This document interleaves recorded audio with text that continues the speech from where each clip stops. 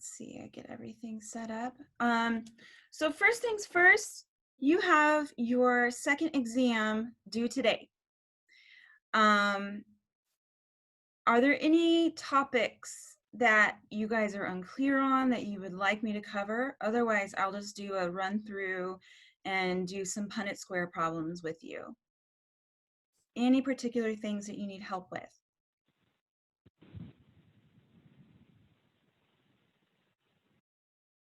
No? Okay. Then I think what I'll do first is the Punnett squares, because some people can get a little confused with those. So I'll just do a couple of those and I'll run through the slides and see if there's anything that I know that is a little more difficult for students. And then we'll just get into chapter 7, okay? So, whoops, I have to share my screen.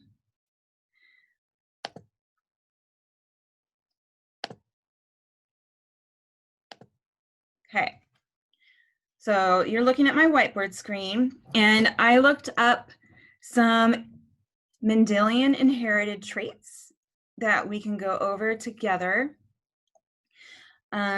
So first of all, one of them is having a widow's peak. Are you guys familiar with what a widow's peak is? It's when this fur, not the fur, it's when the hair kind of comes into a point on your forehead. That is a dominant trait. And interestingly enough, you don't see it very often, but it is dominant. So we'll do an example of a widow's peak. So let me draw Punnett square. And so what we're going to do is we're going to have a cross between, we don't want to use W because uppercase and low, well, we can do it. We just have to be careful when we write our letters that we don't write. You have to make sure you're very clear on uppercase and lowercase letters when you do this. So we're going to have a cross between someone who is heterozygous and someone who is homozygous, okay? So this person has the widow's peak and this person does not. So we go ahead and write out our gametes on our Punnett square, uppercase, lowercase, lowercase, lowercase, and then we do our Punnett square. So we go, what's in the first block here, uppercase, lowercase. What's in the second one, lowercase, lowercase, uppercase, lowercase, lowercase, lowercase. So if I were to ask you a question, what is the genotypic ratio of the offspring? Anybody willing to tell me?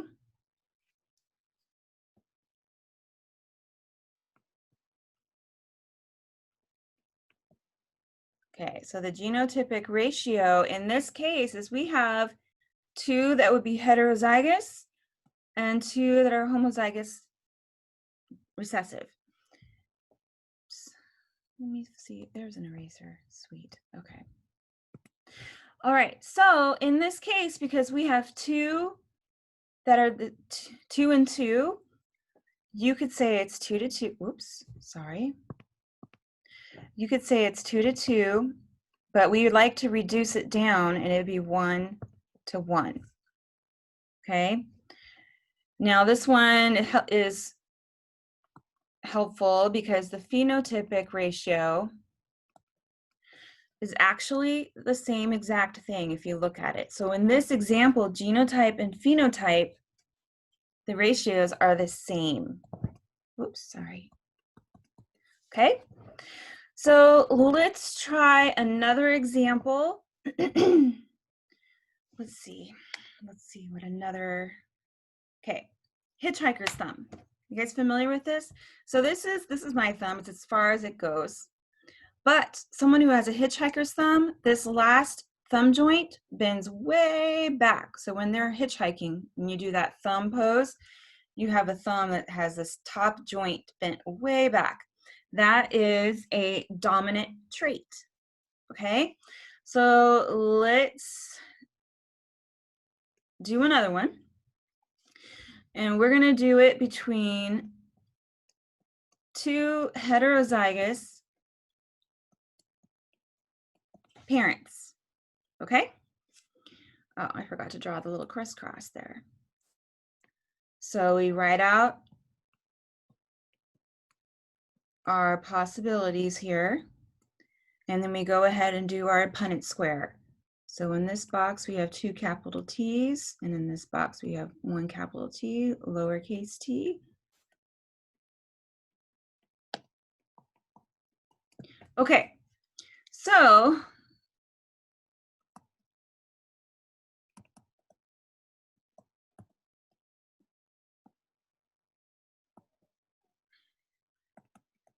okay, anybody want to tell me what the genotypic ratio is in this example?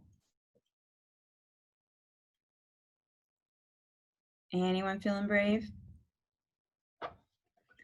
Okay, so we look at our possibilities here. We have one that is, let's see, can I give another color? I'm not going to waste my time with that. Oh, here we go. So one that is homozygous dominant. I'm sorry, Bandito, no bark. I'm sorry. And then you have 2 that are heterozygous dominant, and then a third that's homozygous recessive. So in this example, our genotypic ratio is 1 to 2 to 1. Our phenotypic ratio, on the other hand, is we are just looking at the actual trait being expressed. So in anyone who has at least 1 dominant gene for the hitchhiker's thumb would be in our phenotypic ratio. So that is, I'm circling it in green. All 3 of those have an uppercase T, so they have a dominant gene for the hitchhiker's thumb. And only 1, on the other hand, is its homozygous recessive. So in this case, our phenotypic ratio would be 3 to 1.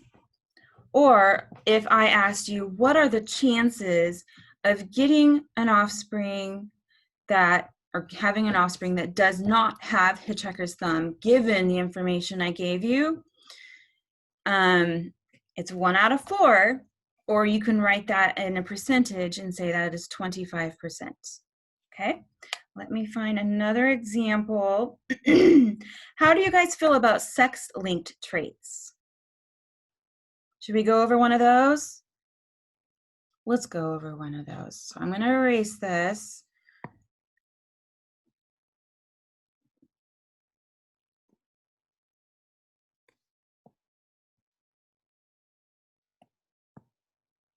I'm going to keep those there so I don't have to write it out again.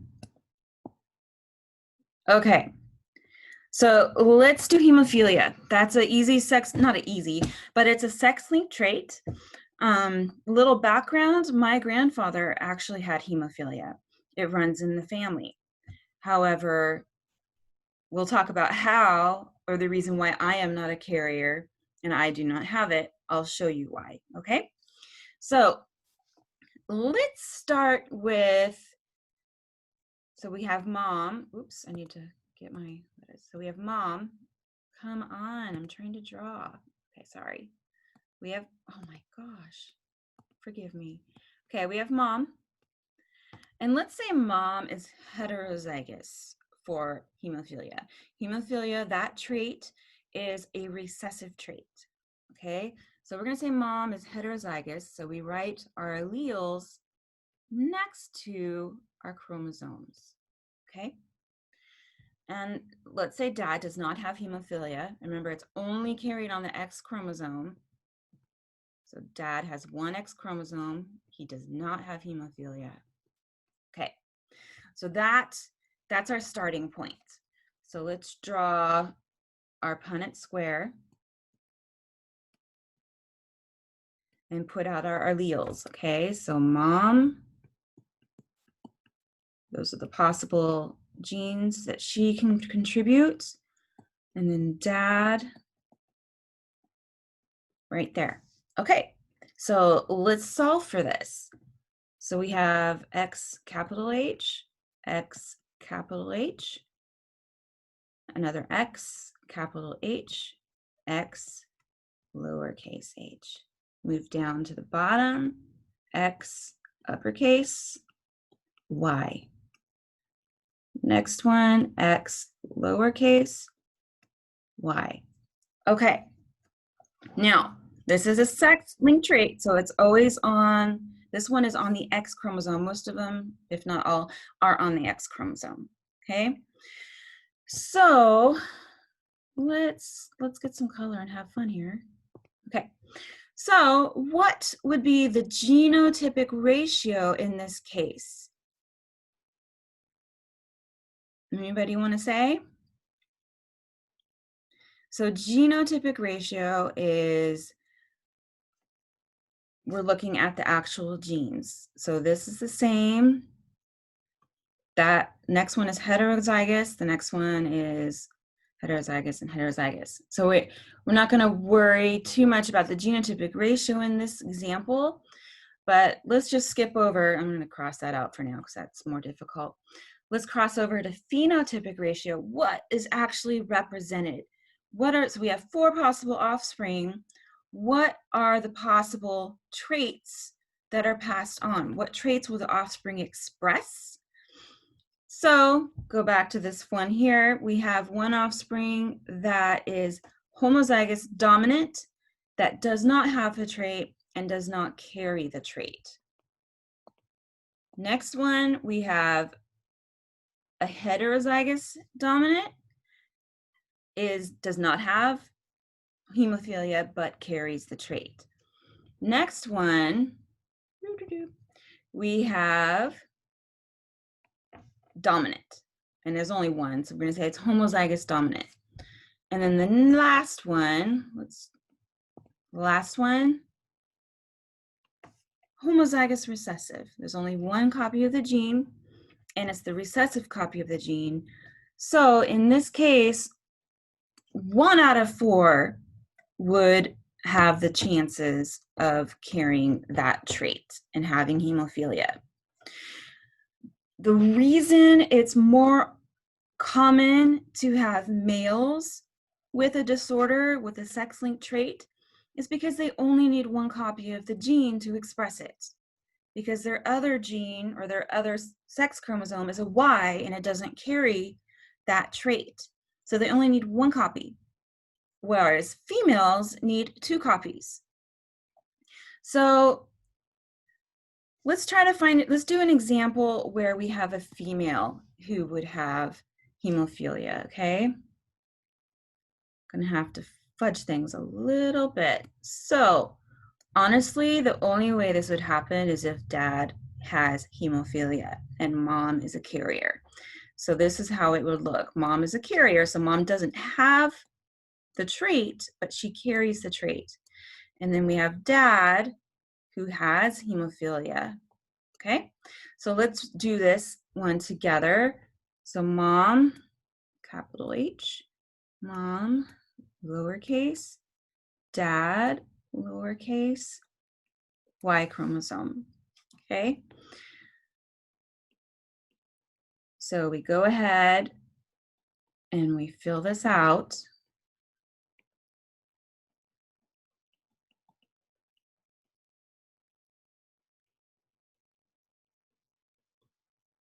Okay.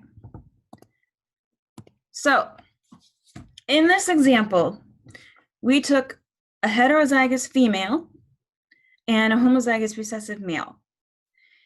In this case, oops, I forgot to write the second one, my bad.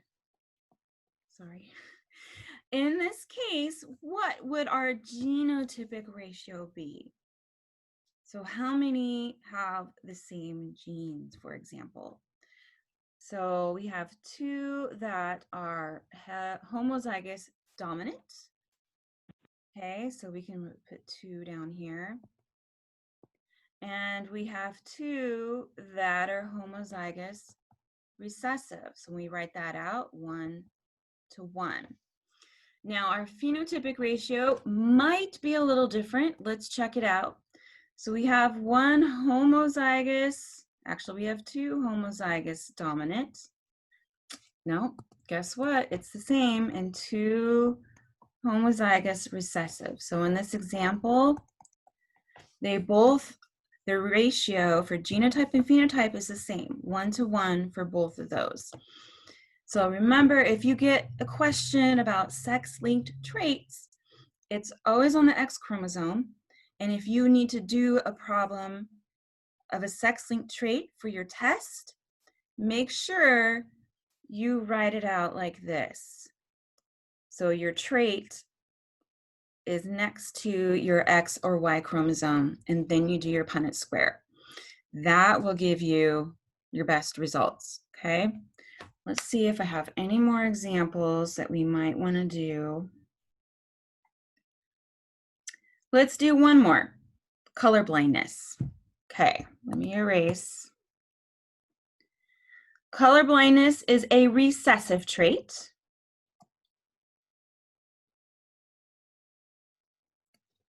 Oh, I crossed it out. Oh, well. 1 second.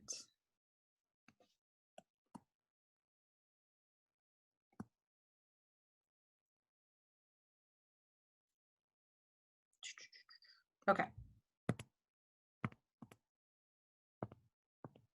Okay, so color blindness is also a sex-linked trait. So we're going to do another sex-linked example. So let's see. Let's say, oh, I didn't know it was in pink, sorry. Mom does not have it at all, okay? So how are we gonna, what letter are we gonna use to represent this? We'll use B, okay?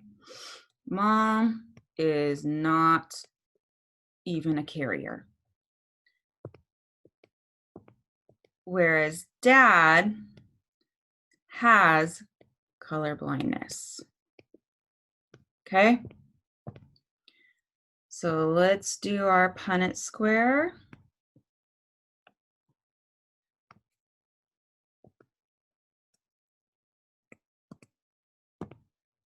So, oh shoot, it's kind of in the way. I'm sorry. I'm getting a little perfectionist here. Give me a sec. I'll just draw a big one. Big one down here. Sorry. My dog likes to bark at trucks and stuff. So let's write out our possibilities. So mom is homozygous dominant. She does not have color blindness, and she is not a carrier of color blindness. Dad, on the other hand, has color blindness. So what are our possibilities? I'm having fun with color, please forgive me. Okay, so we get mom's allele, dad's allele. Mom's allele, dad's allele. Mom's allele, Y chromosome, mom's allele, Y chromosome. So in this example, if dad has color blindness and mom is not a carrier, what are the chances that your offspring are going to have color blindness? Can anybody tell me what is the chances that an offspring would have color blindness with this cross? You guys can do this. So I'm asking for the phenotypic ratio. So what are the phenotypes? Okay, we have two that are heterozygous dominant, and then we have two that are homozygous dominant. So our chances of getting an offspring with color blindness in this cross is 0. Okay, so then what about our genotypic, our genotypes? we have 2 that are heterozygous dominant and 2 that are homozygous dominant. So our genotypic ratio would be 2 to 2. Reduce that down, would be 1 to 1. So let's try one more example here. Let's see if we can get different results. Oh, this eraser is pretty cool. Okay. Oh, whoops. Oh, there is an undo button. Forgive me, I'm still playing. I'm having fun with my computer. Okay, so in this case, anybody want to give me a potential cross? Nope. Okay.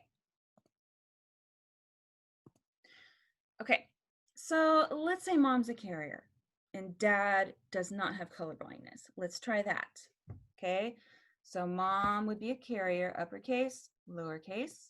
Dad does not have it, so uppercase. What would our cross look like? Let me erase this. What would our cross look like? So we have uppercase, lowercase, uppercase. Okay. So we have X from mom, X from dad, X from dad, X from mom. I typically like to write it our letters uppercase to lowercase. I try to do it in that order. It just is neater. It's easier when you just glance at it to get a good idea instead of switching them around. X from mom, Y chromosome, X from mom, Y chromosome. So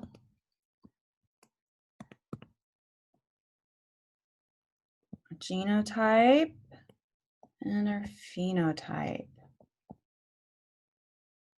Okay, so for our genotypic ratio, what do we have?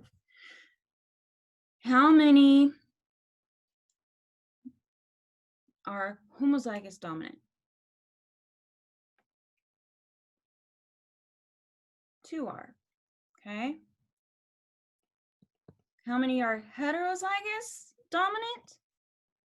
Just 1. And then how many are homozygous recessive? Just 1. Okay, this is the one that will carry the color blindness trait. So let me erase our lines here. Let's look at our phenotype. What is actually expressed? Who has color blindness? Who does not? So anyone that has a capital B does not have color blindness. So in that case, oh, whoops. Sorry. In that case, 3 of the 4 are going to have no color blindness. They're not going to carry the trait. Only 1 in 4 actually is going to have the trait. So our phenotypic ratio is going to be 3 to 1. Okay? I'm going to erase all this and see if there's any other problems or questions you have about Punnett squares. Are we feeling pretty confident about that? Let me see if there's any more traits I wanted to go over. I think we did good. Okay, so let us switch around here and take a quick look at chapter 5. And if anything is looking confusing to you, or you need help, or you have a question, please speak up, okay? I'm just going to go through this stuff pretty quick because I want us to get into chapter 7 a little bit at least. Okay, so remember what the cell theory is. There will, I'm sure, can't remember for positive, but I'm pretty sure there's a question about the cell theory, that all life is cellular. Oh, can you see the screen? I think so. Okay, that all life is cellular, and all life or all cells arise from pre-existing cells. Okay, so that does bring the whole chicken and egg question. Which one came first? The cell? Was the original cell there? How did it happen? If all cells come from pre-existing cells, where was the original cell from? Kind of an interesting question. Okay, cell division. Okay, you definitely need to know the difference between haploid and diploid. Diploid has 2 copies of the gene. Haploid has 1. All of the cells in your body are diploid, except for the ones in your gonads, your ovaries or your testes. Those are going to be haploid. Those have your gametes, your sperm and your eggs. Only those in your whole body are going to be haploid. Okay, let's see. I just want to pick the important things here.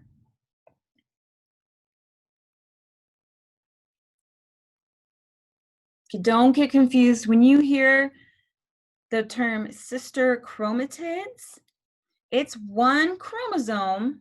We still say it's one chromosome, but it has 2 sister chromatids. And this only happens during cell division. The rest of the time, you will not have sister chromatids. They're joined at this little spot in the middle called the centromere. So remember, as I just said, one pair of chromosomes is called, one pair of chromatids is called a chromosome. Okay, things we need for cell division, growth, repair, and development are the biggies. We talked about cancer, and we talked about the cell cycle. You need to know your cell cycle. The interphase and mitotic phases are the 2 major phases. And then you need to know in more detail what's happening in the mitotic phase. So I am not going to go in too much depth here because we have a lot to cover. So you need to know the major stages. Interphase is the first phase. The cell is in interphase most of its life, or at least 90% of the time. At the end of interphase, the cell begins to duplicate its chromosomes in preparation for the mitotic phase, for cell division. The major stages in cell division, you have prophase, metaphase, anaphase, and telophase. You need to know the major things that are happening in each of these phases. Okay, I'm not gonna go through all of this.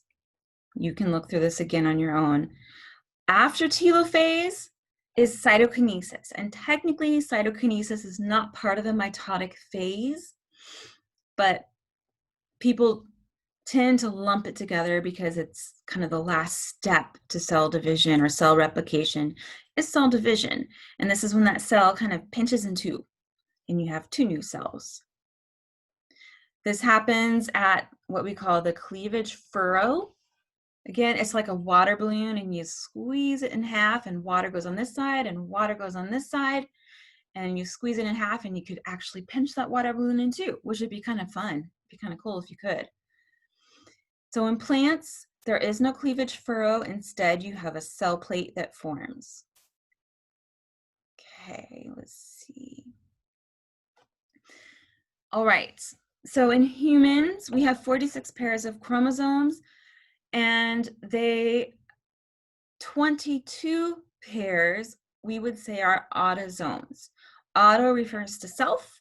These are body chromosomes. There's chromosomes that are for all the functions in the body, except for the gametes, okay? 1 pair is the sex chromosomes, and those would be with the gametes. Okay, let's see. Meiosis, on the other hand, is a little bit different because you have 2 cycles of cell division instead of just 1.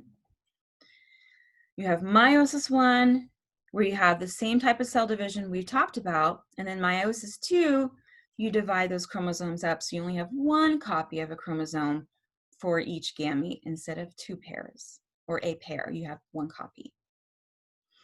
You start with one parent cell and you end up with 4 daughter cells that are haploid.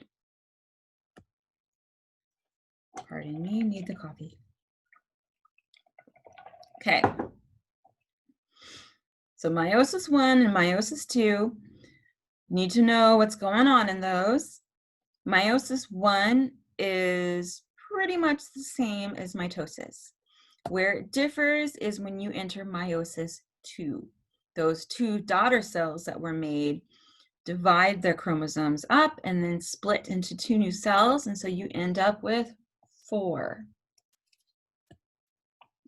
Okay, you need to know what leads to variation. 3 major things. So you'll probably just be asked which one leads to variation. So independent assortment, random fertilization, and crossing over all lead to variation. So I would study those, make sure you understand what's going on with them, but know that if you get a question about variation, these are your key answers, okay? So I'm gonna move along.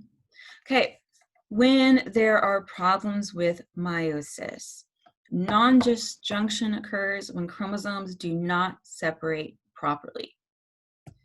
So if a zygote has an abnormal number of chromosomes, they may not develop at all, or they will have abnormalities. So some of the abnormalities, we'll talk about a few. Down syndrome is when you have 3 copies of chromosome 21. That's why it's called trisomy 21. Okay.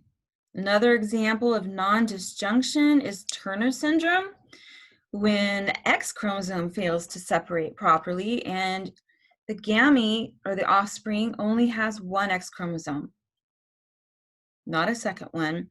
And so that X chromosome is going to be expressed as female, and then she may have some disorders or difficulties.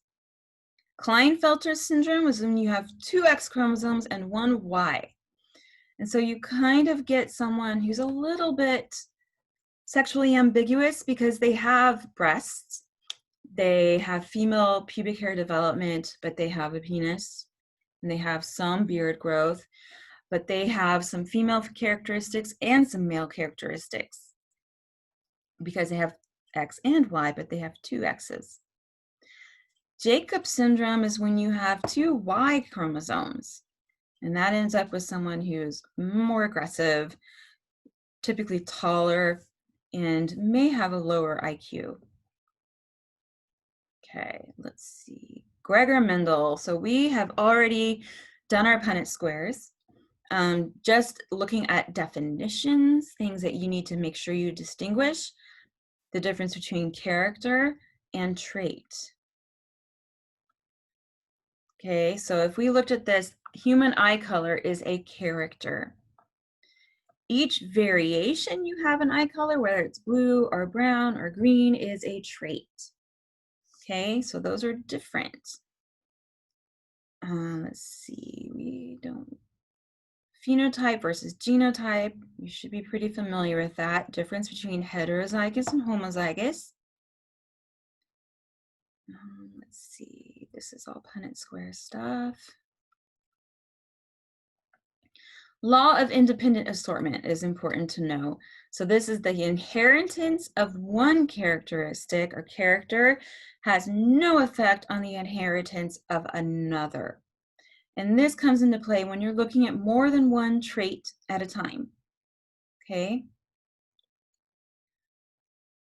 I do not believe you have a dihybrid cross for your exam. If you do, do not panic. You just need to draw a 16 square Punnett square. Do you guys want me to go over one of those right now? Anybody want me to do a dihybrid cross? We feeling good about it? Okay. Let's see. kind of talked about carriers, and we talked about X chromosomes. So some complexities, there's incomplete dominance. Oh, so with incomplete dominance, the offspring will have an intermediate trait between mom and dad, okay? Or in this example, if we do a cross between, let's just do it, between a red and a white, all of your first generation offspring will be the same. So if you mix red and white, you get pink. And so all of the first generation, F1 generation offspring are going to be pink. Your genotypic and phenotypic ratio are the same. But if you take two of those offspring and cross them, we get something different.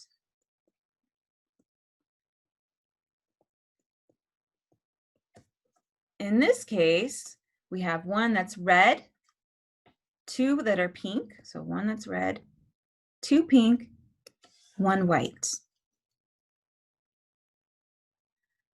Okay, let's see. Just a fact that many genes can have multiple alleles, more than just one copy.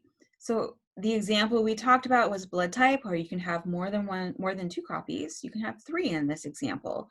And when you have three, you can combine them in 6 different ways for blood typing.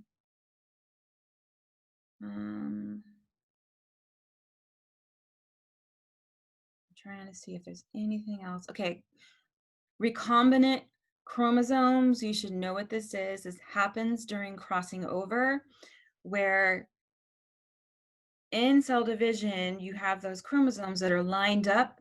They may swap alleles between male and female. And then you end up with different combinations of genes, okay? You're typically not going to see linked genes, for example. Linked is when those alleles are very close to each other, and the likelihood of crossing over and splitting those genes apart is very low. But if you have two alleles that are far apart on the chromosome, the likelihood of crossing over and having them get swapped is much higher. So let's see, anything else? We did hemophilia. Okay, just know the basics of cloning, how it happens. You take DNA from one organism, you remove the DNA from a donor egg, insert the DNA from the organism you're wanting to clone, and then you take that dividing embryo or zygote and place it in a surrogate parent. Okay, and then that surrogate parent will give birth to that cloned individual. Okay, so that's all for chapter 5. Let's take a quick glance at chapter 6. I'll try to be quick. Okay, are you able to see my screen? Everyone's able to see this right here, chapter 6? Okay, I'm going to assume you can because no one said anything. Okay, I will try to go quick with this. DNA. You need to know your nucleotides. You need to know the difference between DNA and RNA. And there are multiple differences. You need to know the major components, so phosphate, sugar, and base. Oh, all my drawings are in here. Oops. You need to know how they pair, base pairing. Okay, so if you have a sequence down here, A, T, C, G, G, G, A, what's going to pair with that? So up above, so thymine pairs with adenine, adenine pairs with thymine, cytosine pairs with guanine. There we go. There's our complementary base pair strand. So in replication, the DNA basically unzips, and then those base pairs are free for RNA polymerase to come in and make RNA molecules, single-stranded molecules from that parent DNA. Okay, let's see. RNA, single-stranded. The sugar is ribose.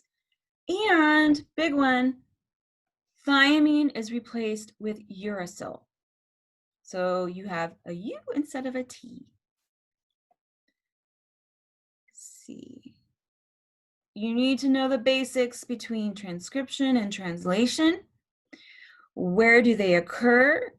What are the products? So with transcription, it happens in the nucleus. The product is mRNA. Translation happens in the cytoplasm, and the product is protein. You need to know what a codon is. This is essential. I think there's a question asking you to figure out the complementary base pair strand. I'm not sure if it will ask you about codons. It's very likely. So a codon is a set of 3 base pairs that code for 1 amino acid. Okay. Let's see. 3 types of RNA. mRNA or messenger RNA, ribosomal RNA or rRNA, which is involved in protein synthesis, and then transfer RNA or tRNA. These are the RNA molecules that carry in each individual amino acid to be built onto the growing polypeptide chain. Okay, let's see. You need to be able to figure out the complementary base pair strand of DNA and of mRNA. These are the 2 ones I'm almost positive you'll have questions about and have to convert. Okay, so spend a little time on this. If you have questions, now's a great time, or you can text me and I can answer you after 4:30 today or at 12 o'clock. After about 9 o'clock, please don't, because I go to bed early.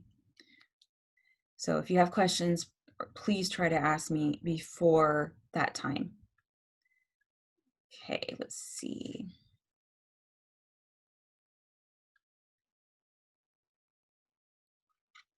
Trying to see what we need. Oh, the difference between introns and exons. Exons are coding sequences. Introns are basically junk DNA. You want to get rid of the junk DNA before you splice those exons together to get your complete gene. Okay, so this is a processing thing that occurs after you've made your polypeptide chain. Then you get rid of some I'm sorry, let me back up. After you've made your mRNA molecule, this is where you get rid of that junk DNA before you splice the functioning parts of that gene together. This happens in the nucleus. I'm so sorry, I hope I didn't confuse you. Okay, cell-to-cell signaling.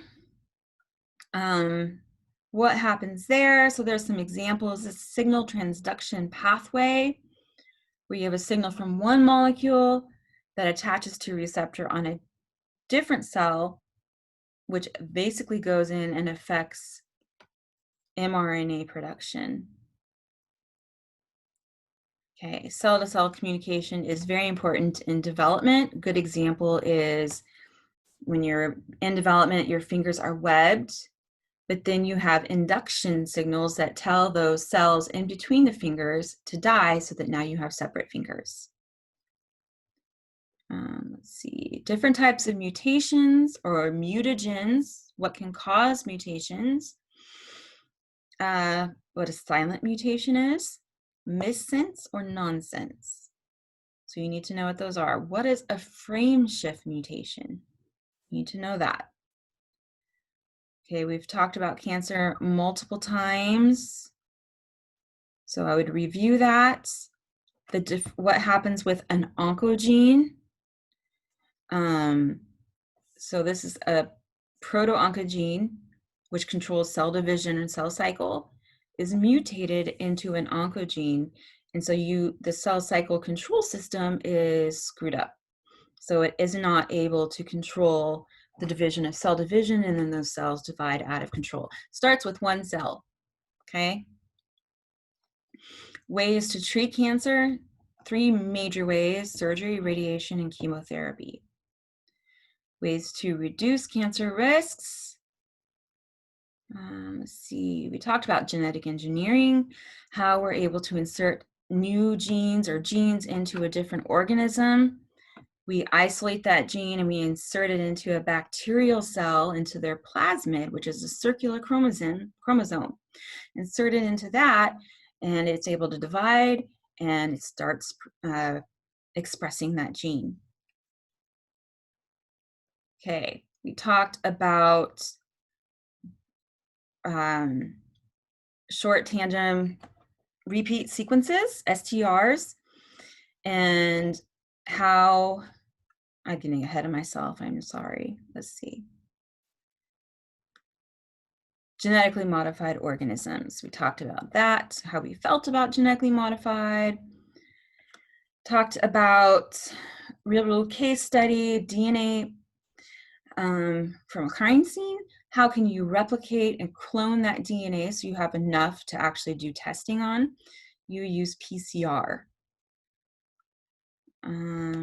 Let's see. Okay, STR analysis. This is comparing random repeat sites between individuals, and they are so random and so unique that no 2 people have ever had the same repeat numbers in all 13 sites unless they're a twin.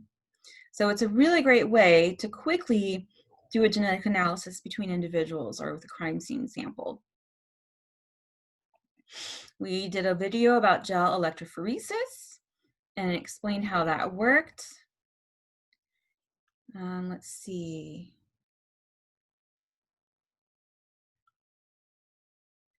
Gene therapy, proteomics, and that is it. I know I went really fast. I didn't hear any questions, which is great. Let's see, hold on.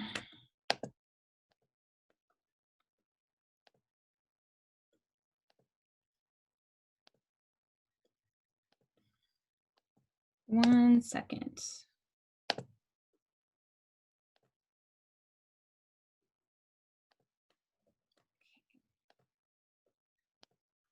Chapter 7.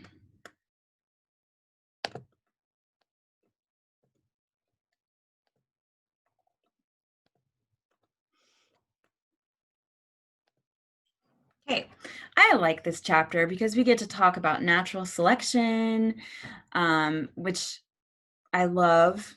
You can see it happening in the everyday world. So this is some really cool, I think it's really cool stuff about science. Okay, so let's just go ahead and get into it and see how far we get today. We don't have a ton of time. I know I'm sorry if I spent too much time on your review. Okay, so this all starts with Charles Darwin.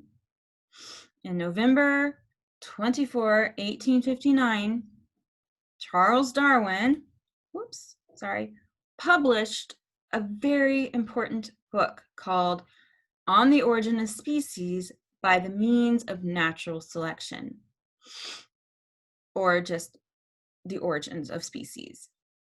And so this seminal publication introduced the concepts of evolution and natural selection in a very clear, concise manner, which has never been done before. Darwin never used the word evolution in his manuscript. So it's kind of important to see the origins of natural selection and evolution and see how far we've come as well. So instead of using the word evolution, Charles Darwin used descent with modification. So we'll talk about some examples of this as we go. So until the 1800s, most scientists had a different view of science and speciation. So in early history, most thought the Earth was young. In fact, still, people believe the Earth is young. Species were unrelated, and species were unchanging. We know this to be false. We can see species changing over time. That is what's so fascinating about this, is that his book, Charles Darwin's book, you can see it happening. And so it's really cool. So the discovery of fossils around the 1700s was the first to suggest that the Earth was old and that species did change over time. So by the 1800s, there were new views about species, and people were really getting into this whole idea and studying it. So Lamarck was, I'm sorry, one second. Shoot, okay. So Lamarck was one of the first to suggest that species changed over time. And so here is his idea. Lamarck believed, okay, so let's start with, look at a giraffe, start with a short-necked ancestor. It had to reach high to get the leaves in the tree. And it had to keep stretching to reach leaves that were higher, and stretching until over time the neck became longer and longer. And so let's say a parent whose neck stretched a little bit passed on that stretched neck to its offspring. And its neck would stretch even more and pass on that extra stretch to its offspring. We know that this doesn't happen because you cannot pass on acquired traits, unfortunately. But Lamarck was one of the first to suggest change over time, and he had a good idea. Lyell, on the other hand, I believe his name was Charles Lyell, I want to say, suggested that the Earth was old and had gradually changed over slow accumulating processes, like the Grand Canyon, for example. That was Lyell. So Darwin, his influences and his experience led him to his theory. So when he was young, he spent a lot of time observing nature. He wasn't very good at school, not a fan of school. An interesting little fact, I know that a lot of people don't know this, Charles Darwin went to seminary school. He was actually a pastor, but he decided not to follow that path, and instead he traveled on as a ship's naturalist on the HMS Beagle.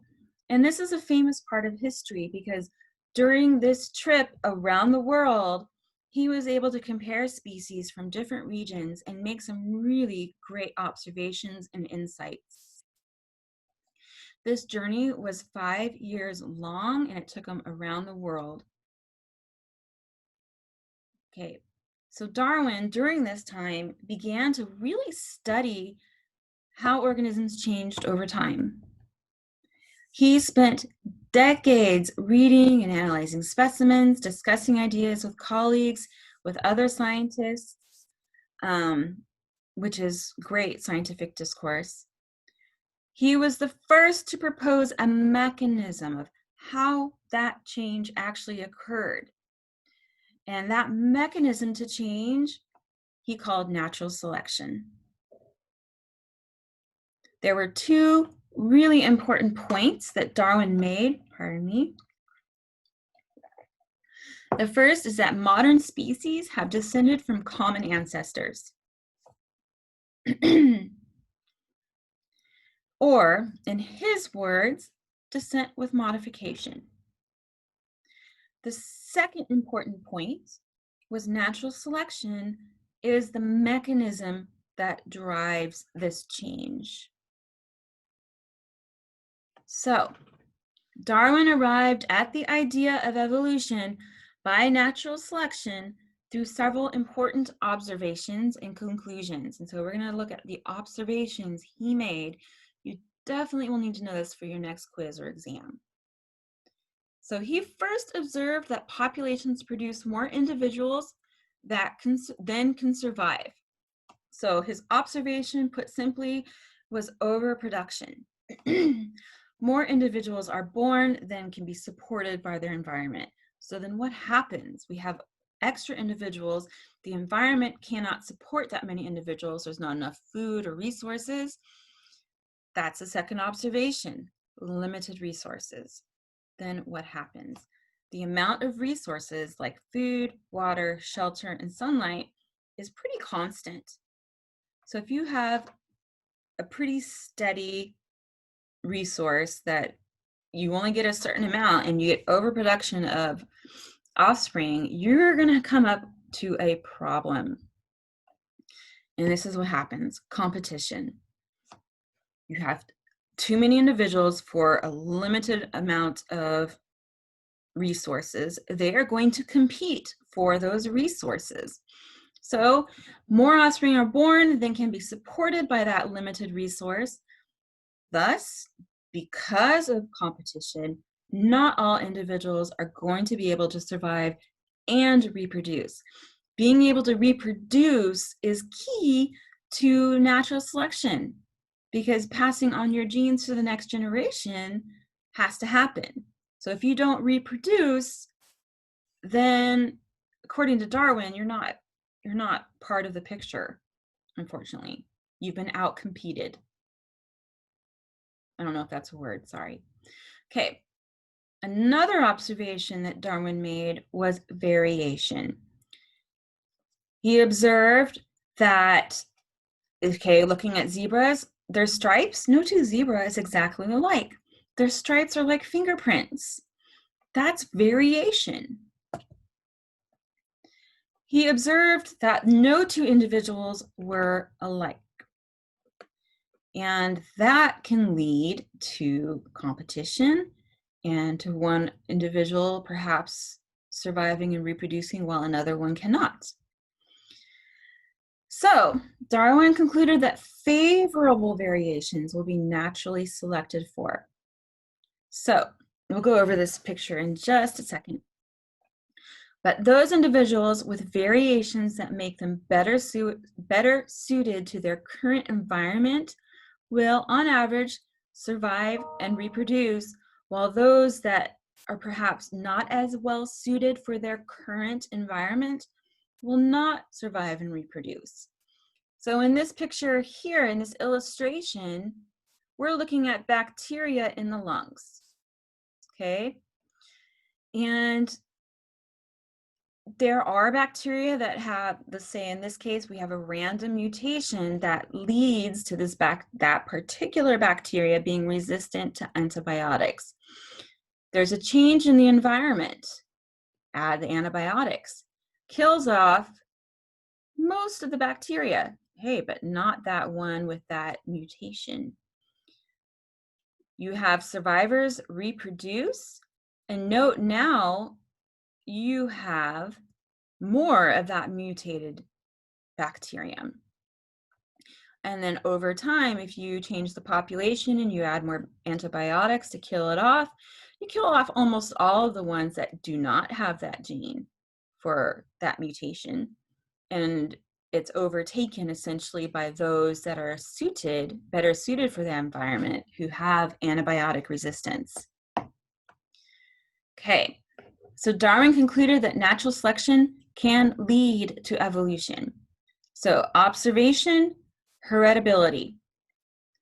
The traits of an organism are likely going to be passed from one generation to the next. Okay, so it has to be heritable. Conclusion is evolution.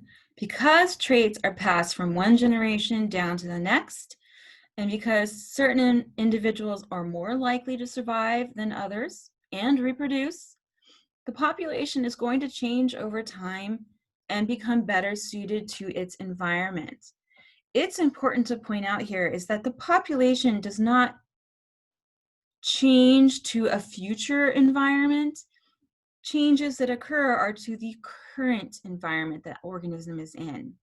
So in that case of antibiotic resistance, it's current environment. So we had one with a mutation against antibiotics, and you change that environment by throwing in antibiotics, that one with that mutation is going to survive and thrive and pass and be able to reproduce and pass that trait on to its offspring. So, important points that you need to know about evolution. First of all, individuals do not evolve. Okay, you got to really remember this. Individuals do not evolve. Natural selection acts on the population.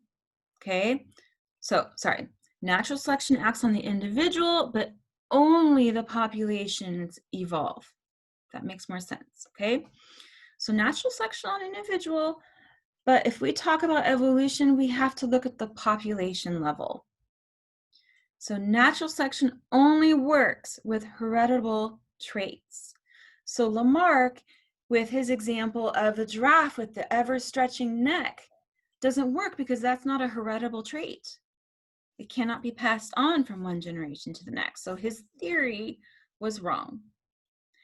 But, you know, he was one of the first, and good for him. Part of biological history. Okay, so again, natural selection only works with heritable traits, and only genetically coded traits are subject to natural selection. Evolution does not have a goal, and it responds only to local current environmental factors, not future ones. So it's individuals that are in the population now are those that are best suited for their current environment. They're going to pass on those successful genes to their offspring, but if the environment changes, they may not be best suited for the environment anymore. So you have to remember, evolution is those individuals best suited for their local current environment, not a future one. Okay, artificial selection. Artificial selection's examples. So, for example, all dogs are descendants of wolves. It's not just a dog food commercial. It is true. They all carry the same genes. I'm looking at my dog right now. And so you can get a huge variety from a common ancestor. Between a Great Dane, which are huge, by the way, they're gigantic dogs. They're like ponies, to a Chihuahua, little tiny one. I've got a Chihuahua. To a Beagle, you get different features, different sizes. All of these changes, you can select for things over time artificially and drive that change. And that's how we get such a different variety of dog breeds. Natural selection in action. Antibiotics were first discovered in the 1940s. In fact, kind of have a sad story, but it helps kind of illustrate what was going on in the 1940s. My grandmother and grandfather, their first child did not survive. When he was about 2 months old, and this was in the late 1940s, before antibiotics became widespread, when he was about 2 months old, he got very, very, very sick. And they didn't know what was wrong with him. They couldn't treat him, and he passed away at 2 months of age. It was really sad. And I think if antibiotics were more readily available, that he may have survived. But that is, again, part of medical history. And the advent of antibiotics has made it a huge difference. People are able to get well from bacterial infections where maybe they would have not in the past. However, some antibiotics have become pretty much useless nowadays because of bacterial antibiotic resistance, like MRSA. Methicillin-resistant Staphylococcus aureus is what it stands for. And it is resistant to antibiotics. And so it's a really tough infection to fight, and it's not pretty. So hand sanitizing, kill those bacteria, kill those viruses. We want to kill the viruses right now. Okay, so antibiotic exposure in bacteria is an example of natural selection in action. So if we look, let's say we're looking at a petri dish and we put bacteria in there. We don't know if they have the gene for antibiotic resistance or not. You add the antibiotic, which is the little red dot. You kill off almost all the bacteria, but the ones with antibiotic resistance, none of those died. None of them. So what happens is after that antibiotic is gone, they start to divide and replicate, and you suddenly get a lot more, and then you are ending up with an infection that is very, very difficult to treat. This is why, friends, it's really important if you get antibiotics for an infection to take all of them until they are gone, as directed. If you only take part of them, you can help lead to more antibiotic resistance because you don't kill off all the bacteria. Some survive, and those ones that are survive are more likely to be antibiotic resistant, and that continues the cycle of antibiotic resistance. So please, if you get antibiotics for an infection, take it as directed until it's completely gone. Don't stop because you're feeling better, please. Okay, adaptation, so cool. Evolution, you can see it through adaptation. Can anybody tell me what you see in these pictures? I'm gonna wait. Can you see anything besides flowers?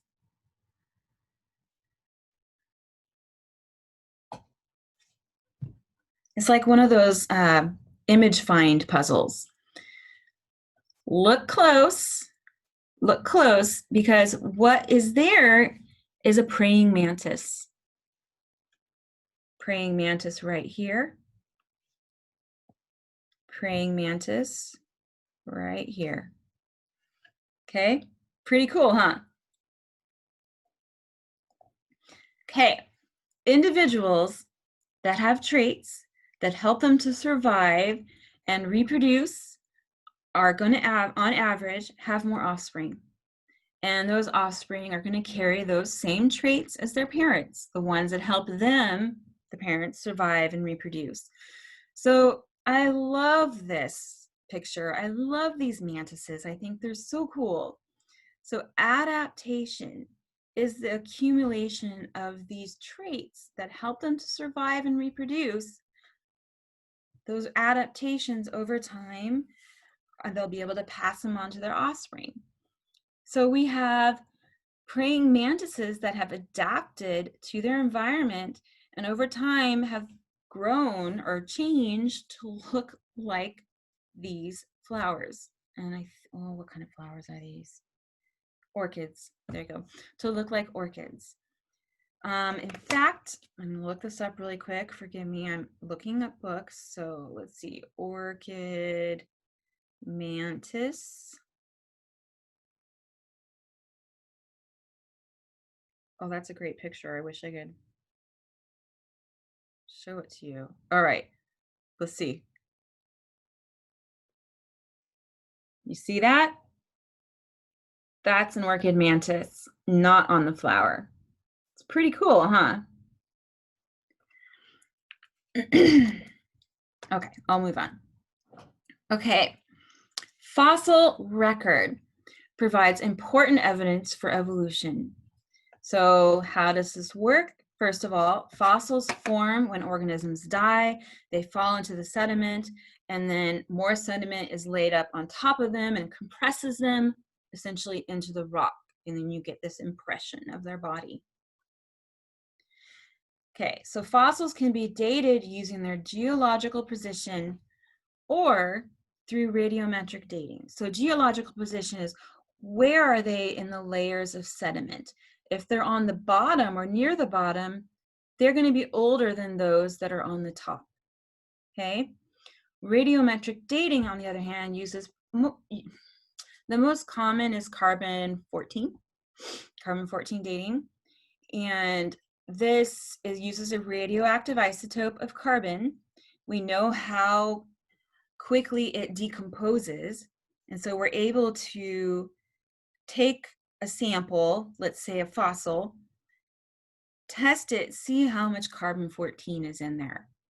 And then we can extrapolate back by knowing how that breakdown process takes.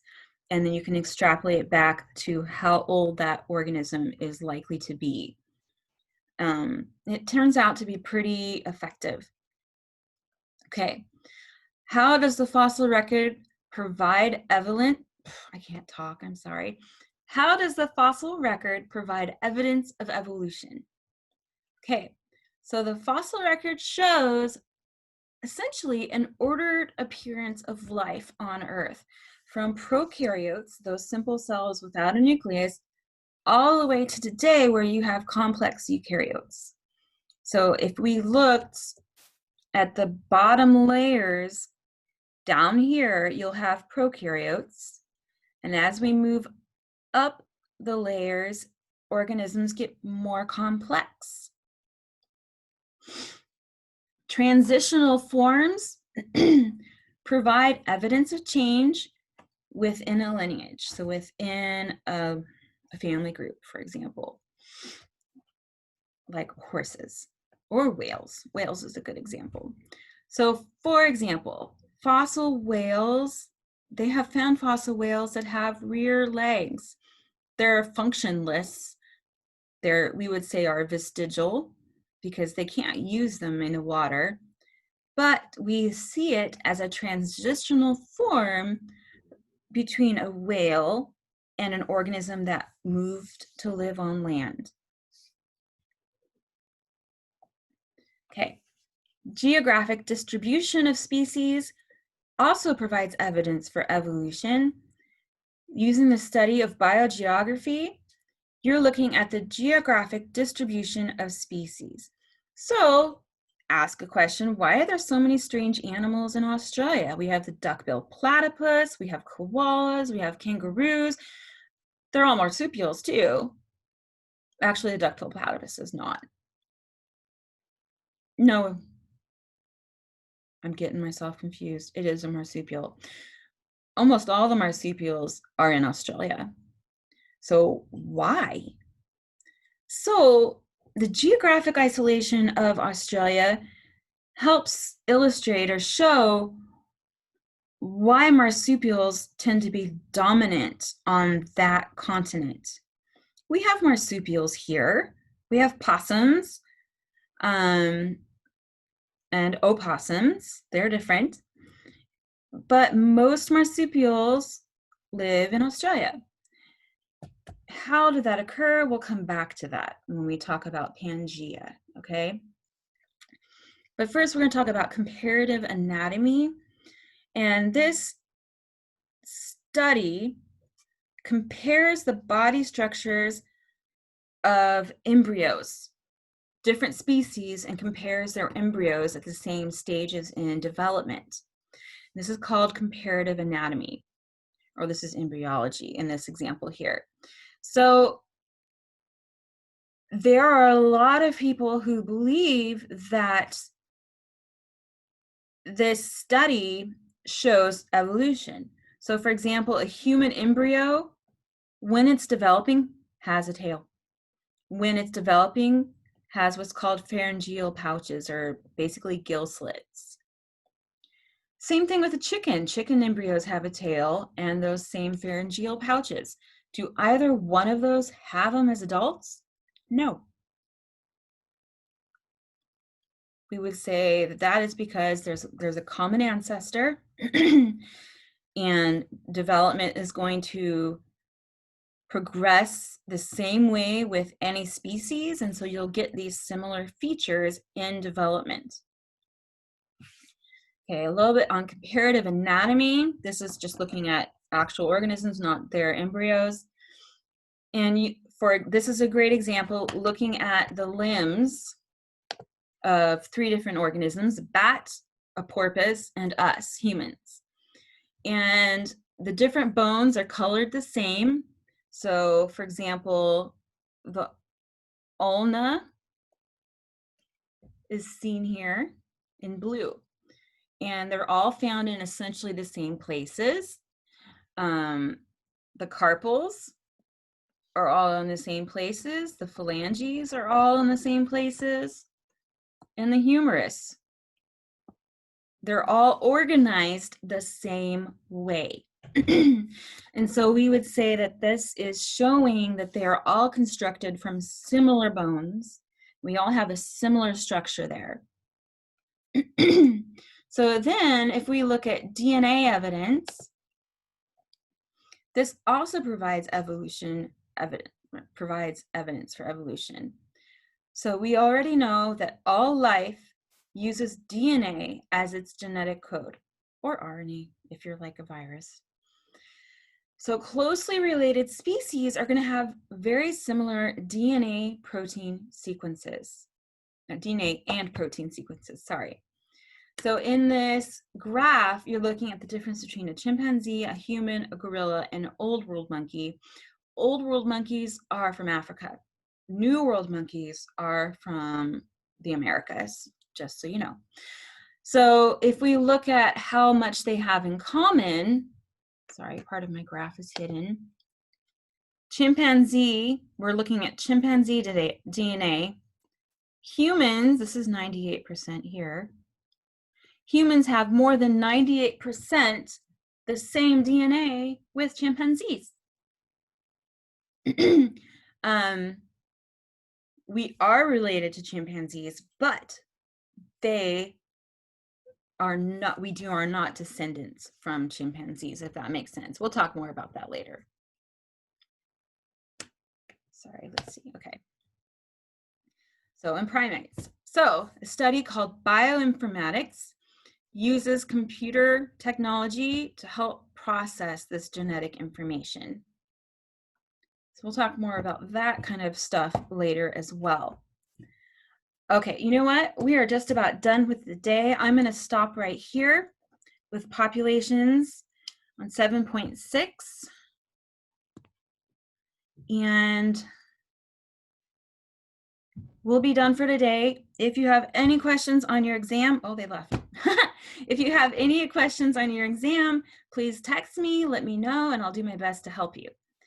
Thank you and have a fantastic day. Bye.